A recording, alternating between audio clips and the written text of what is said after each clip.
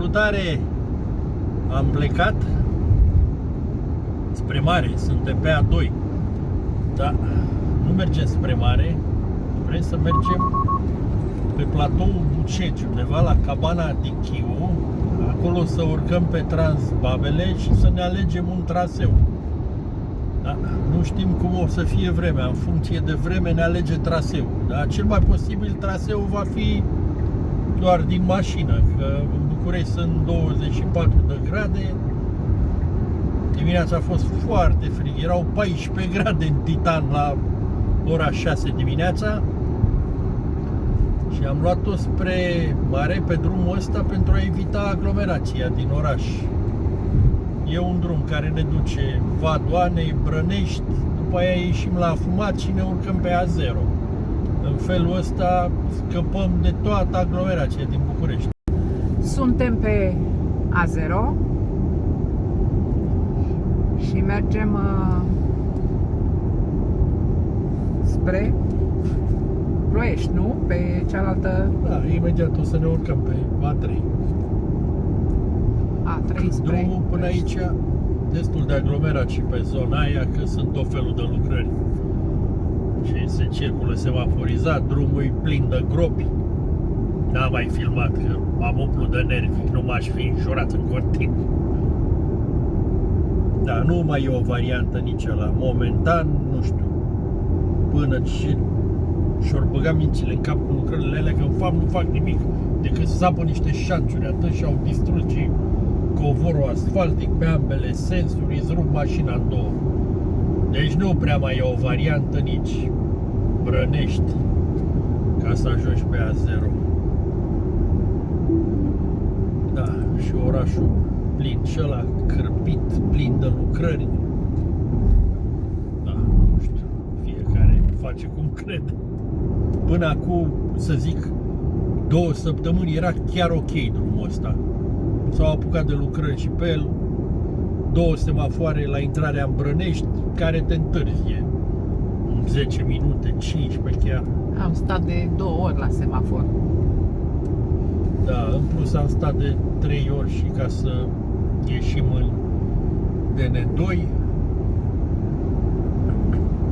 Da, soarta Țării noastră cruntă, da? E bine că nu o să le mai dea bani, că de acum toți banii se duc pe înarmare, pe programul SAFE. Nu o să le mai dea bani pentru dezvoltare. Mă rog, mare dezvoltare ce a fost, că au săpat șanțuri și nu știu, efectiv chiar nu știu, parcă ar fi băgat și niște conducte de canalizare, dar ei tot au săpat și șanțurile pe lângă drum. Da. Acum intrăm pe A3 și apoi mai vedem pe unde o luăm. Da, nu știu, la ce o să ne așteptăm de la Nistorești încolo, pe DN1. Să vedem dacă ne țin nervi. Că mai mult ca sigur că coloana va fi de cel puțin 5 km. Eu cred că Până e bine dacă noi. ar fi de 5. Am ieșit de pe A3. Pe centura Ploieștiului, iar, nu știu, văd un sens blocat. Nu știu ce mama dracu mai fac și pe aici, că am stat iar vreo 20 de minute în câteva sute de metri.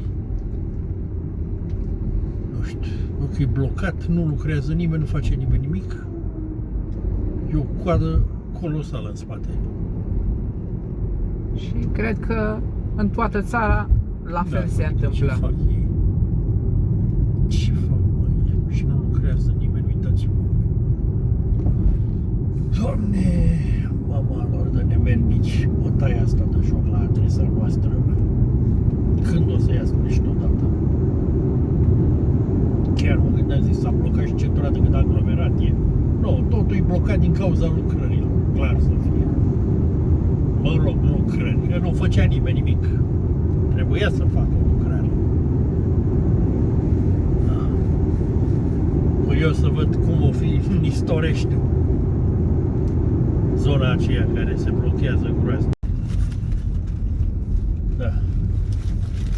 Jumătate de kilometru mai încolo Pare că intrăm în alt ambuteiaj.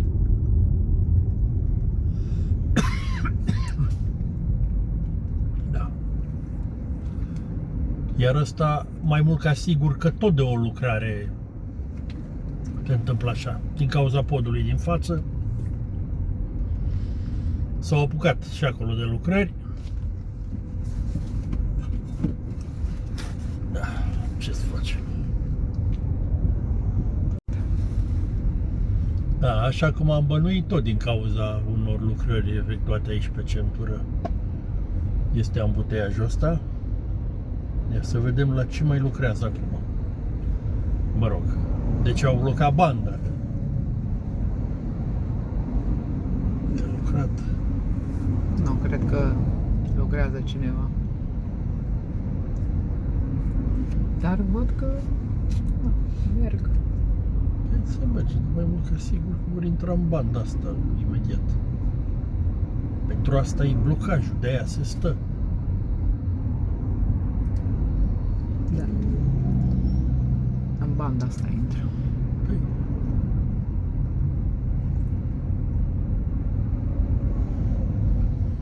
Banda asta, ia să vedem minunea, să vedem la ce mai lucrează ei, Doamne.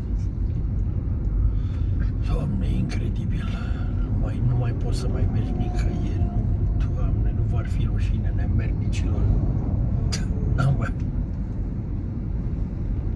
Halul ăsta, ce au descoperit ei, ce rețetă de furt, să executați lucrări peste tot, să blocați străzile. Pe Valea Oltului de când se lucrează? O să ține așa toată vara. Valea Oltului e de o viață, dar pe aici se pare că n-a, acum au început. Asta e Valea Oltului 2 va fi. Centura Ploiești și Valea Prahovei. Da. Ia să vedem. La ce se lucrează, domnule? Ia să vezi că iar am nimerit în pauză. Da, nu? Iar am nimerit Vezi în pauză. pe nimeni pe aici? Cum o fi să nu mai în pauză nimerim? Da. Nu se lucrează la nimic, da? S-a blocat banda. Ca să E stăm banda în trafic. blocată, să stăm și tot așa, cred că toată țara Da. e blocată. Altă lucrare de anvergură și aici. Da, tot la fel. Nu, greșit. Aici e o armată de oameni care lucrează. Păi da, dar e blocată de acolo. Păi, acolo, aici e blocată ca să le aibă ei organizare de șantier, de șaratură. Lucrarea este aici. Păi da, dar e blocată din partea aia. De ce? Nu știu de ce. Da, aici lucrează. Ia. Sau nu, ăștia chiar sunt în pauză. Uitați-vă la ei. Bă, puneți ostul la muncă, băi, nemernicilor, futu-vă muma în cur cu șefii voștri. Fraților, și cu ajutorul lui Dumnezeu am reușit să ieșim de pe centura Ploieștiului. Incredibil, nu credeam că mai ieșim de acolo. Doamne, ce hal am ajuns. Acum vreo 10 km cred că o să ne ducem plană până la următorul blocaj. Vedeți noria din față? Fix acolo mergem noi. Bănuiesc că în curând o să înceapă o furtună. S-a și răcit foarte mult. Da, dar măcar e frumos. Se vede frumos. E interesant. Da, în față parcă se îngroașă gluma rău de tot. Cerul s-a făcut... Uitați-vă și voi la culoarea asta.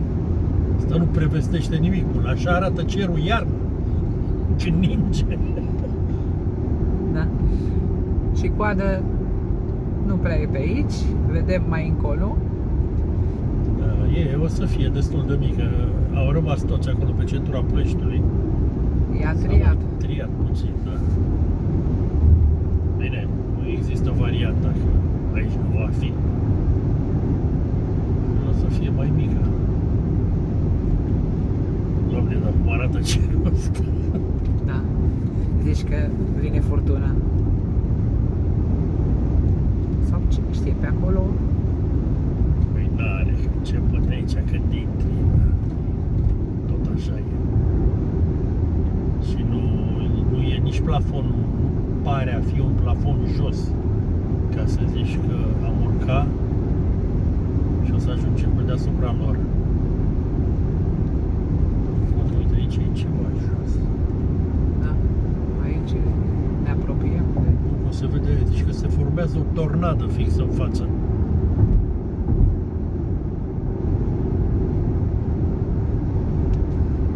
Am mai fost noi pe Transalpina și Da, tot la fel a fost. prăpăd.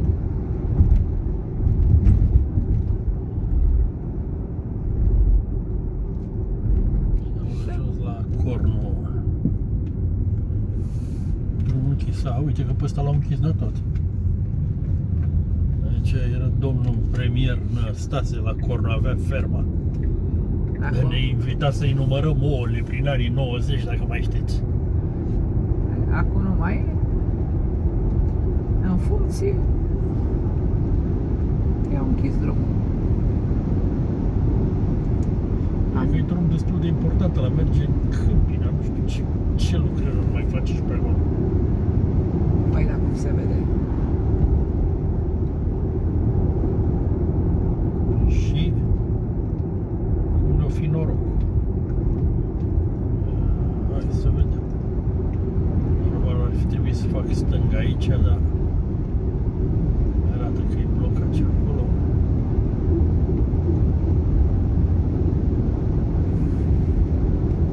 Și acum imediat vedem cât e coada.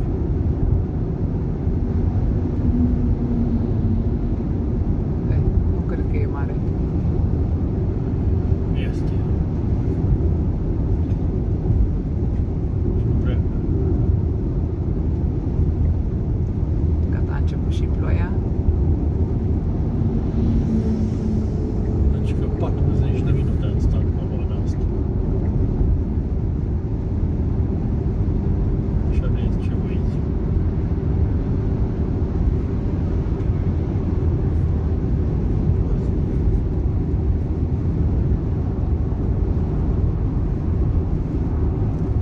Ia, poate prindem un direct începutul Tornada. furtunii. Da, vezi că nu se mișcă nicio frunză din copaci ăștia. Da, ia uite ce e față.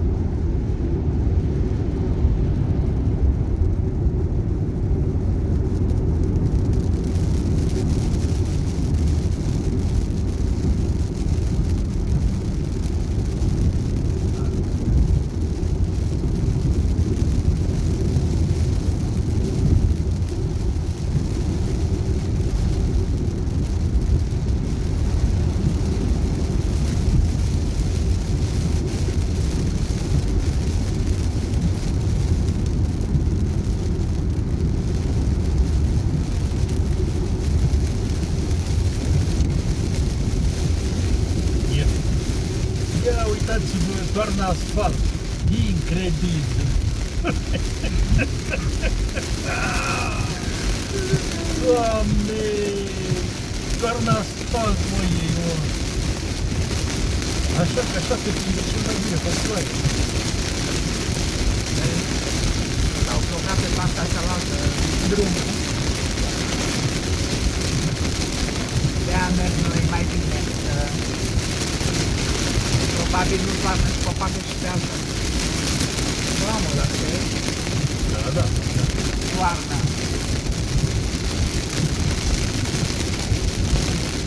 Depinde de viitor aici.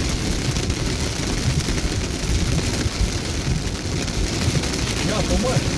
Da.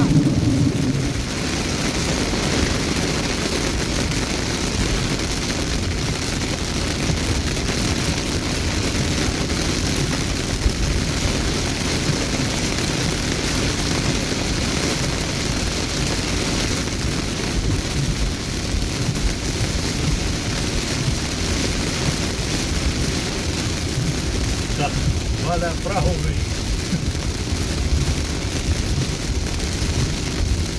Uite că lumea se întoarce înapoi. S-au oprit pe urmările drumului.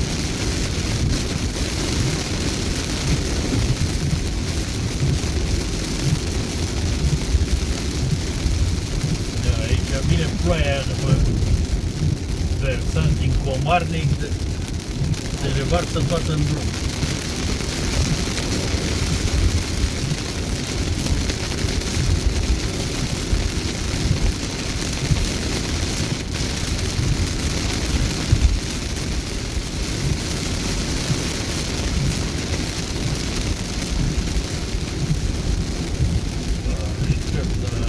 Și am ajuns și la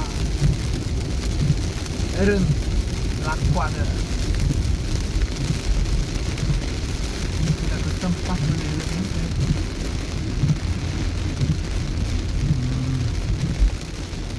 E mult, Păi, nu așa e pe aici? da?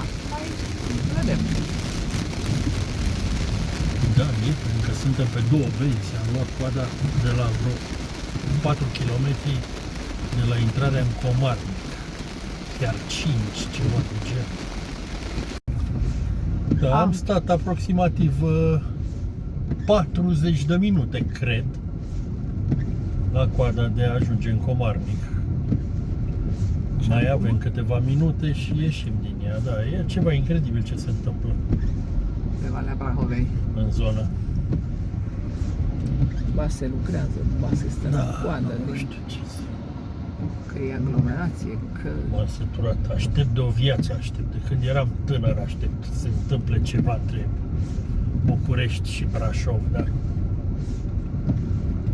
așteptarea a luat sfârșit, că mai mult ca sigur că nu se va întâmpla nimic, sunt conștient de lucrul ăsta. Nici în următorii 20 de ani nu cred că va face nimic. Păi, În continuare tot așa va fi. dacă tot ăștia sunt conducătorii noștri sau fiii lor sau duc mai departe moștenirea, Da, nu știu, parcă nu o să se... mai rău ca acum și atâtea lucrări, când economia a scăzut, s-au luat bani din salarii, din pensii, din burse, tu te apuci și faci tot felul de lucrări, e un șantier, nu știu care nemernic de politician zicea când îl întreba cineva care este soarta economică a României. Și el a spus, dar nu vedeți că țara e un șantier? Adică ca și cum aici ar fi toată creșterea economică a României, că ei fac niște șanțuri prin comune, schimbă liniile de tramvai în București și lucrează la magistrala aia de metrou și la aeroport. Nu zic că n-ar trebui, dar s-au apucat așa într-un termen atât de scurt de toate lucrările astea, au reușit să paralizeze toată țara. Da. Mai avem puțin și ieșim și din Comarnic. Vedem cum va fi drumul. Pentru mai trecerea departe. asta de pietoni, mi se pare că Păi da, că tot uite, ambuteajul în ăsta, față mai mult ca sigur. Da, deci aici, e liber. trecerea de pietoni.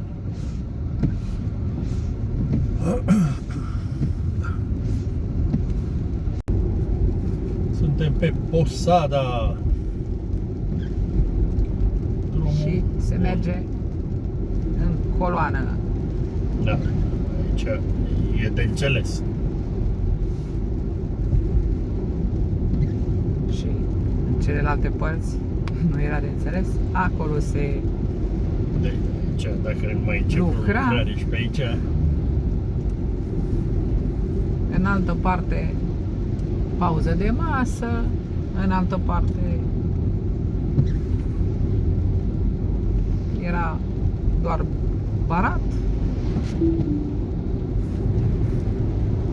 da, se merge bine. Imediat vom face stânga pe DN 71. Este șoseaua care face legătura între Sinaia și Târgoviște. Pe vremuri drumul ăsta, bine, de fapt denumirea lui și acum este Păduchios. N-aș ști să vă zic de ce, dar Așa se cheamă. Păduchiosul.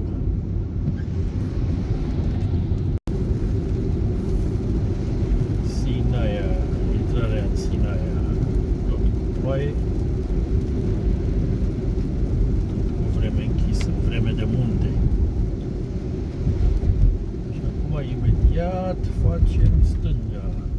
Da, DN71 Târgoviște, supranumit și Păduchios.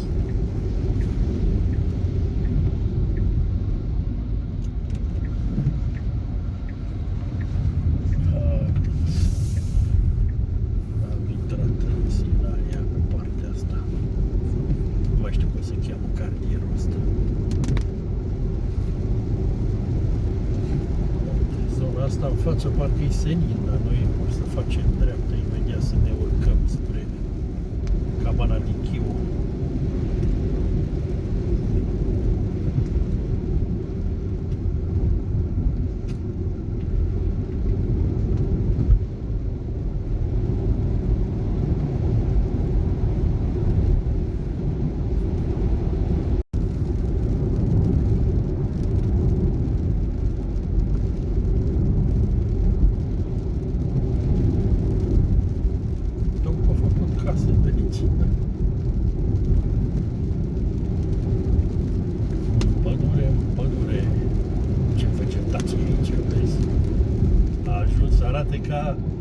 Ca o junglă, ceva de genul, foarte multă vegetație. Deci verde crud, așa, în jumătatea lui iulie. Verde crud. Uite, crini erau ăștia.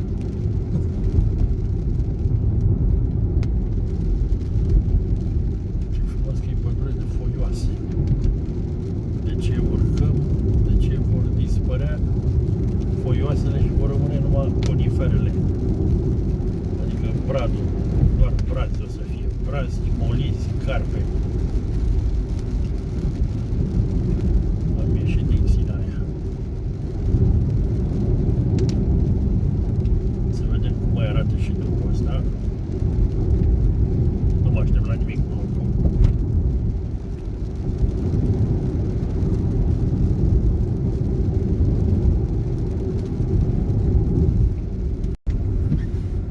Am intrat pe drumul care duce la lacul Bolboci, Cabana de Chiu, DN713, i-au dat denumirea asta. Drumul județean, DG, DN, scuze. Și mai erau 3 mașini în față, ce să vezi, toate au făcut și ele pe drumul ăsta. Asta e un drum care nu susține vreun trafic așa, da. Vedem. Oricum peisajul e foarte frumos. Am pădure și urcăm în creierul munților.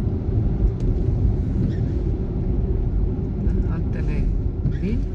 Da, și destul de circulat totuși. Da, noi n-am venit niciodată așa târziu pe drumul ăsta. Da, noi dimineața, la prima oră. Dimineața, că e un drum periculos. Iar mai încolo e într-o singură bandă. Drumul care merge de la Cabana de Chiu cumva până aproape de Piatra Arsă. Se cheamă Transbabele. Este făcut doar pe o singură bandă. Da, vedem pe când vom ajunge și acolo. Da. Parcă dă să iasă soarele. Da, eu Da, ce lumină plăcută. Da.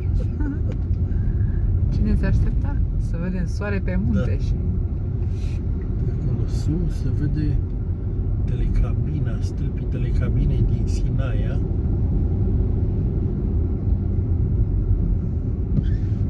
Și aici un hotel abandonat. cum sunt majoritatea. Da, și greu de întreținut aici, și de ajuns, și de... Da, drumul ăsta totuși rezistă. A fost făcut cumva când era Elena Udrea, ministrul dezvoltării, parcă a fost ea. Atunci s-a făcut drumul ăsta. Da, se pare că l-au făcut cu simț de răspundere.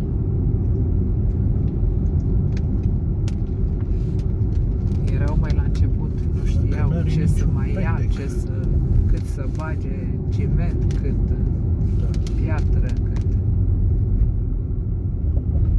Am băgat mai mult, dar ținut așa mult. Da, după aia s-au învățat ce să facă.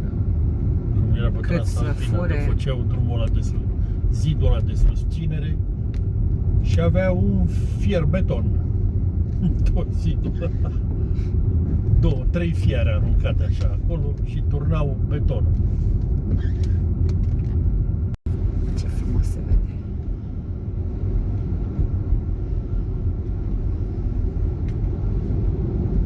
Dar ieri nu aștepta să iasă soarele după ce furtuna a prins. Aici se pare că au apărut niște gropi. Am dat și pe ăsta. Oricum aici e de înțeles ce temperaturi sunt iarnă, ce zăpezi, ce...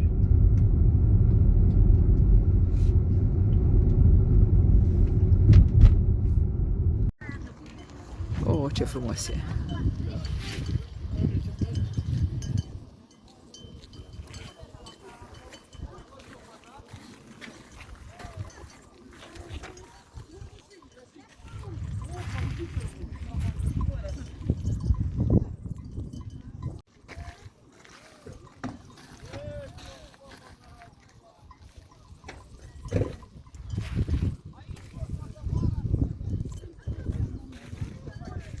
Și acolo e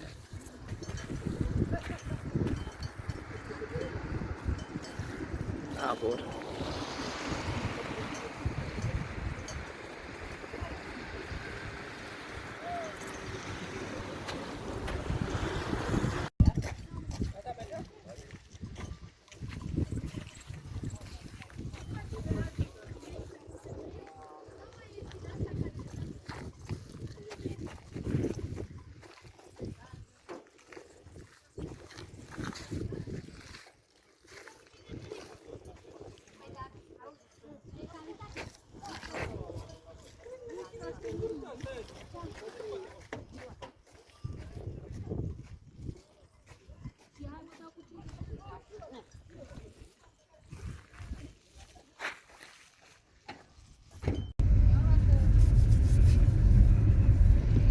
Spectaculos drumul.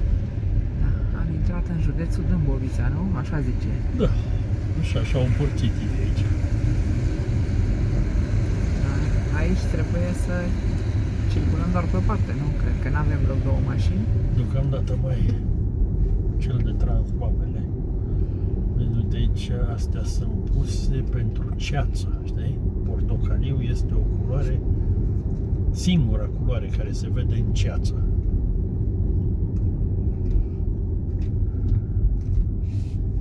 Trebuie să mai fie un punct de belvedere imediat. Oh, ce frumos se vede în Da. față. Și aici cumva suntem peste o parte din norii care... Da, splendidă zona și culoarea acum. Da. Și în partea aia erau... Uite, în stânga, dacă te uiți, vezi nori răzlețe așa. Deci zici că e fum. Da. Eu ziceam că e fum ăla. Păi nu e fum. Sunt nori, pur și simplu. Și foarte sus, mai puțin și ești pe platou.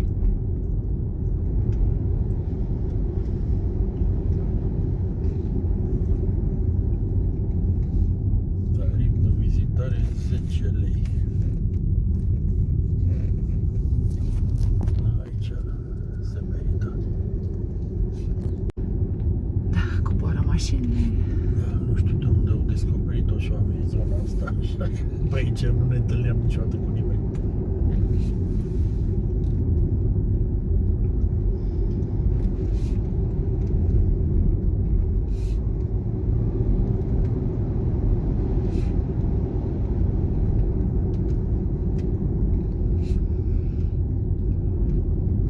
Mai era un punct de belvedere care nu mai este.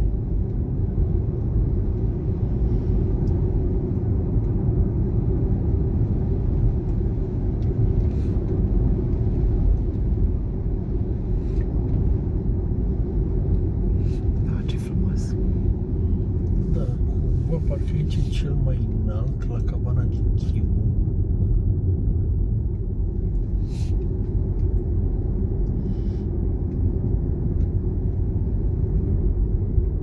Știu că de la de Chiu începe coborârea spre lacul Bolboci.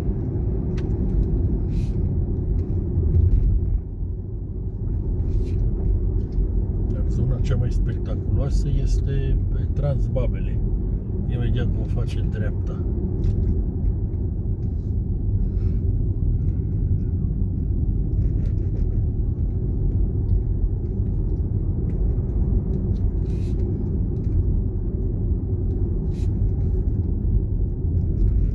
Da, nu știu, parcă drumul ăsta prea mult nu va mai ține. Da. Asta e cabana de Chiu și o văcuță Și o făcuță și noi facem dreapta. plină de muște. Deci aici avem cabana Piatra Arsă, Babele,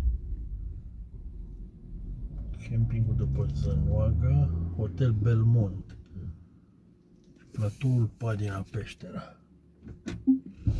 Dar cu mașina, condiții optime, se poate ajunge doar până la lacul Bolboci. Iar acesta este, pe care am intrat, este Transbabele. Spectaculos. Da, un drum mișto. Și sper să nu ne întâlnim cu prea multe mașini, că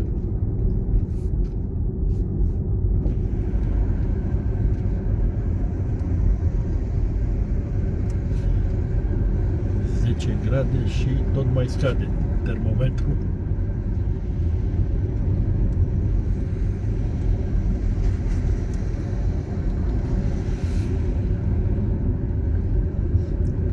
Când am mai venit era cald. Tricou stăteam.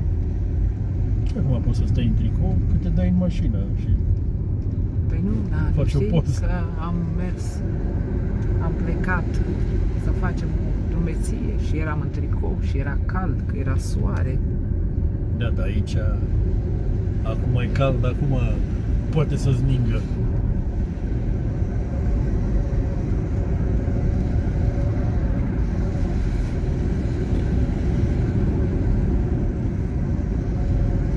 E bine că e drumul liber. Unde se termină drumul ăsta este plecarea spre un trasee. Da, la cum arată cerul, traseu pe vremea asta e cam riscant. Deci nu e că ți-ai umbrelă sau ceva.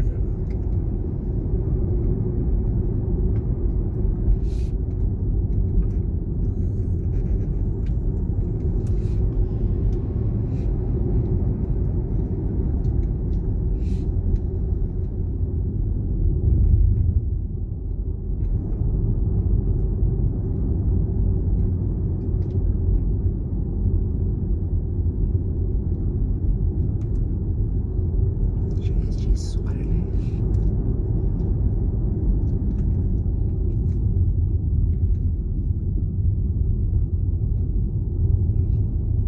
Când am văzut ploaia aia și norul ăla, am crezut că nu vedem nimic pe aici. Da. E frumos.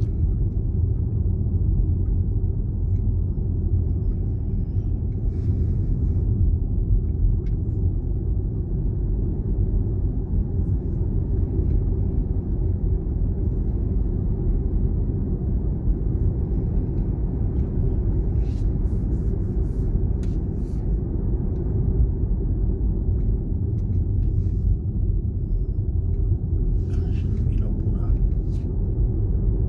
Se vede releul de pe Coștila. După el este crucea eroilor neamului de pe Caraiman. Trebuie să se vadă așa aia.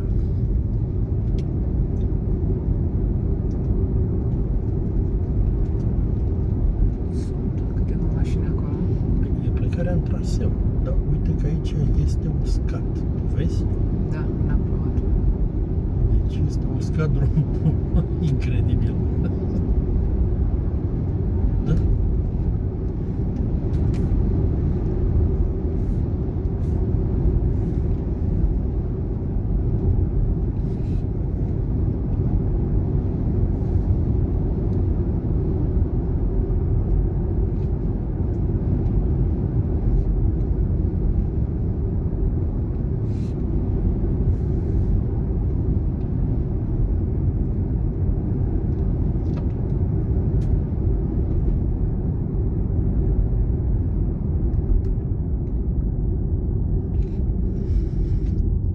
Și până aici. Da, de acolo începem marca ușor spre releul de pe Coștila. N-ar părea prea departe el. Aici parcă este stația meteo. Meteo.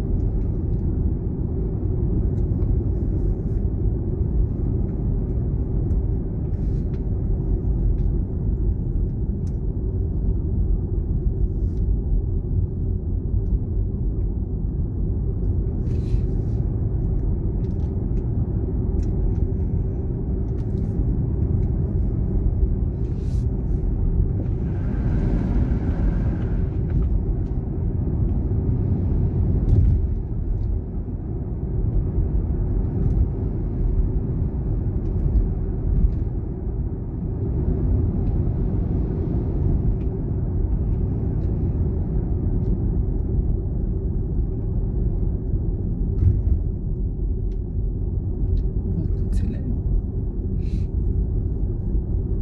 Mai încolo uite. Da, foarte frumos. Poate dori și oțel. Asta este Pârtia Valea Dorului. Aici în dreapta.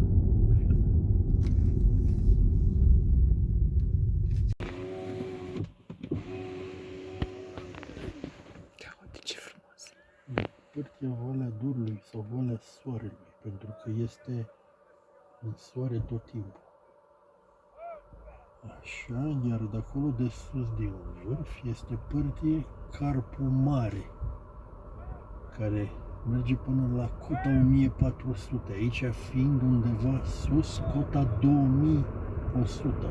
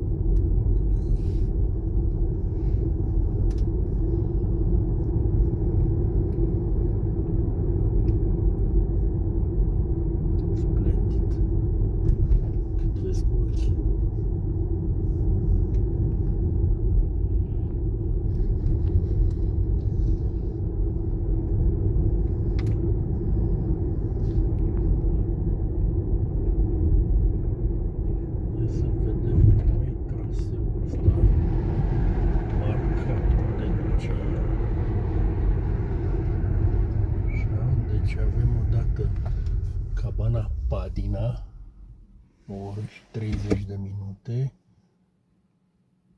cota 1400, 2 ore jumate, doar de urcat.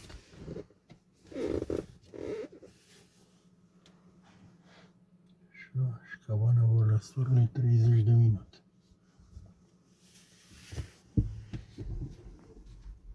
Și un traseu de o oră jumate să ajungi la Padina. Deci astea sunt opțiunile de aici. Iar de mai sus mi se pare că trebuie să avem Babele, Sfinxul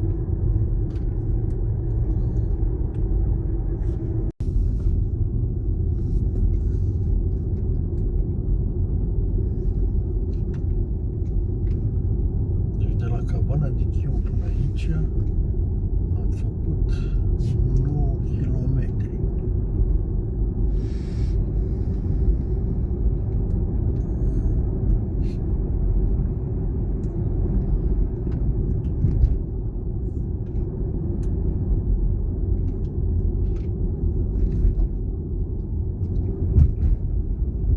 Deci are ceva drumul ăsta.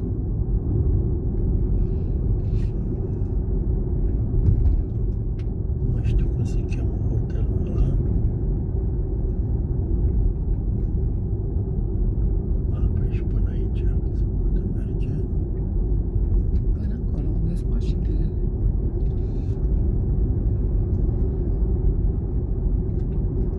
Da, are 10 km și un pic drumul ăsta, Transbabel. Foarte frumos.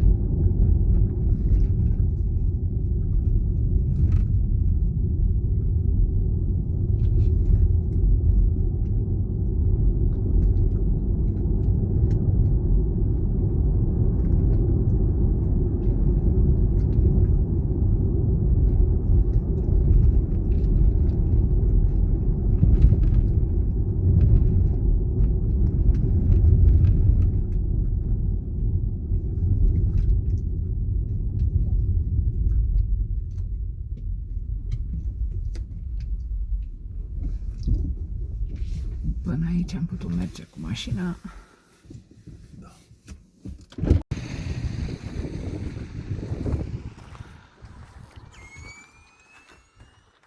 Ia să facem câțiva pași. Câțiva pași nesperați. Da, nu se aștepta nimeni. Ca să înțelegi ce tot îți zic eu, când vine ploaia și te prinde pe munte, uite-te aici. Deci ăsta este săpat de apă. Da. Aici. Ăsta tot de apă. Toate sunt de apă.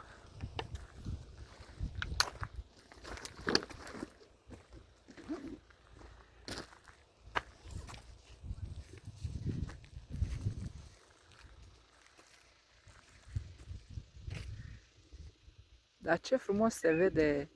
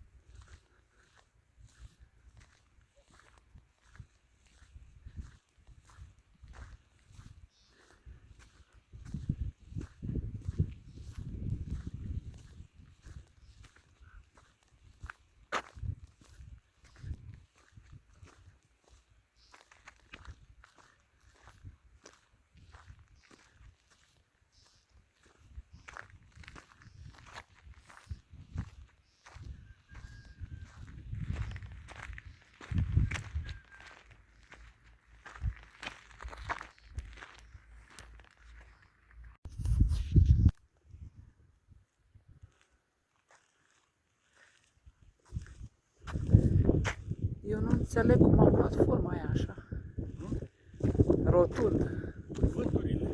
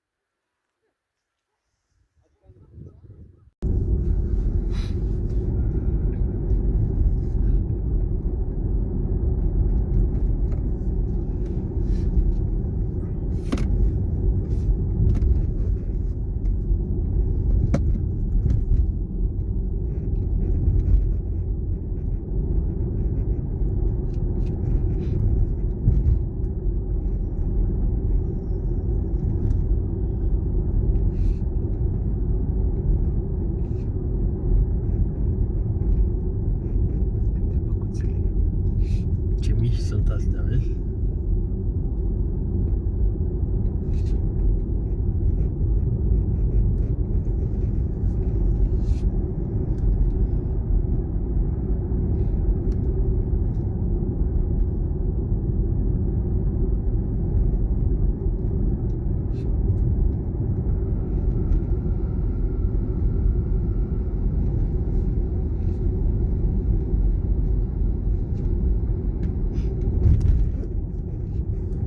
Oricum a fost frumos că nu ne-am blocat cu Da, și mașini.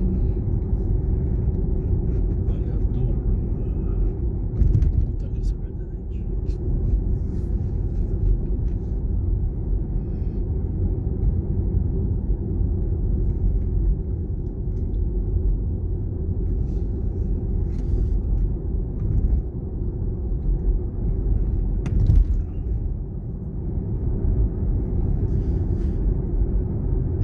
Da, ce frig era.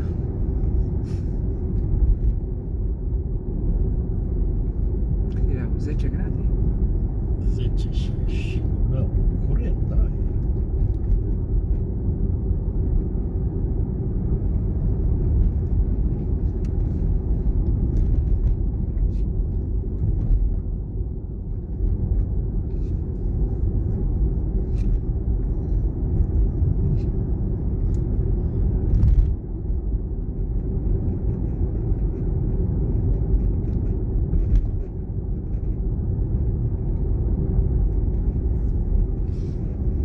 Nu vine nimeni brânzul de aici pe aici. Dar de ce n-ai luat de pe Transalpina? N-are nicio treabă una cu alta. Că aici văd eu oile și vacile. Iată pe Transalpina, poate o duce eu de la ei de acasă aici.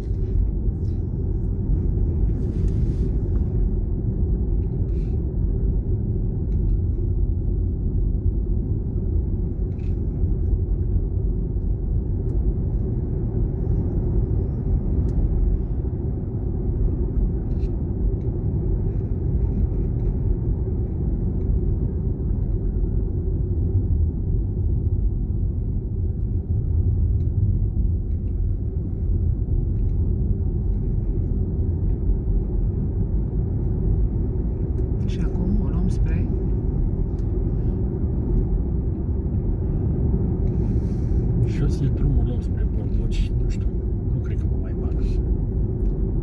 Înapoi, nu? Da.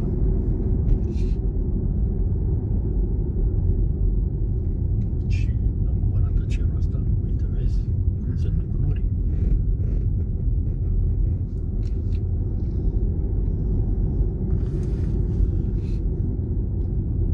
Dacă te prinde unul de la așa să treacă pe unde ești tu, nu știu, e undeva spre aproape de îngheț. 1-2 grade e temperaturat, un nord din ăla.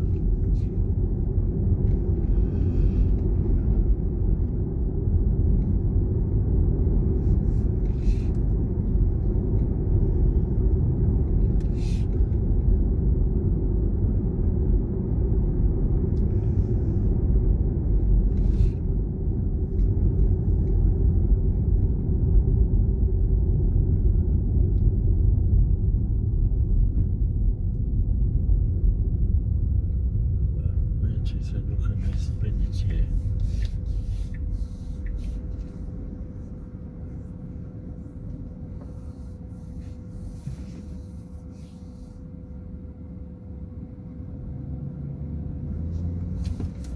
Mergem aici.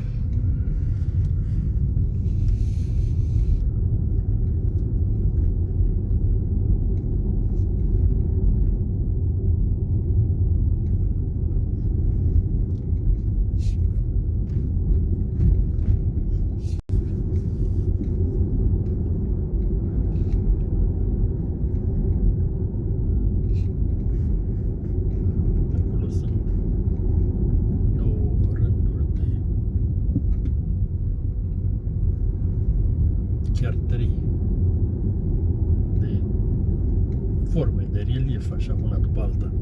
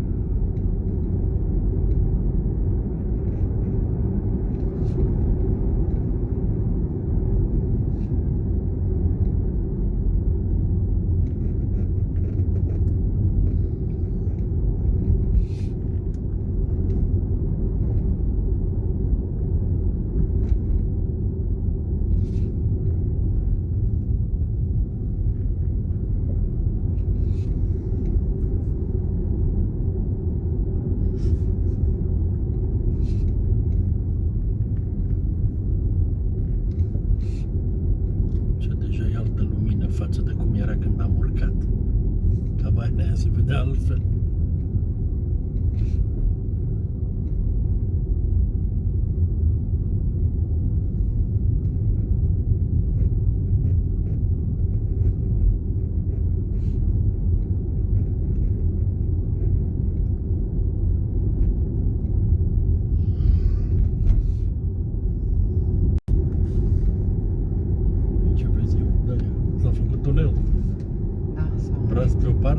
faci pe alta. Și mai este un loc ușor unde mai pătrunde soarele.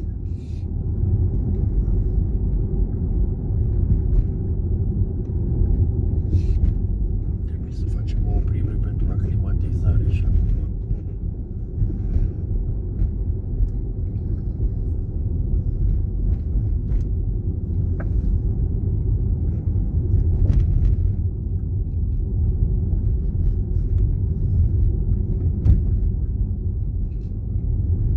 Tot ce înalți sunt brații ăștia.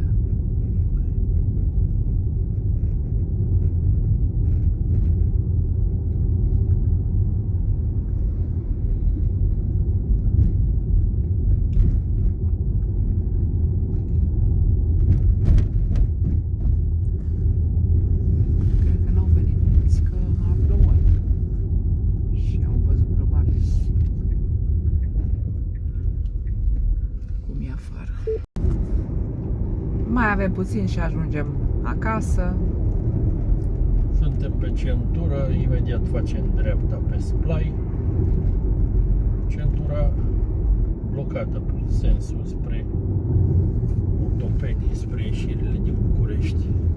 Pe partea noastră a fost ok. Da, călătoria ne-a costat, am făcut calculul mai devreme, undeva exact între 70 și 80 de lei. Cu încărcat de la Supercharger, 1 leu 49 kW, de la LED Max Ploiești. Și vorba aia, am fost până în creierul muncilor, ne-am plimbat. A prins și vreme bună și vreme rea, dar pe munte a fost frumos. Nu a plouat. Da, și în București acum e ceva așa, pentru luna iulie, ceva greu de înțeles. Soare, senin și 25 de grade. Este perfect. Încheiem videoclipul aici. Vă dorim o seară frumoasă și ne auzim în altă călătorie, în alt videoclip. La revedere!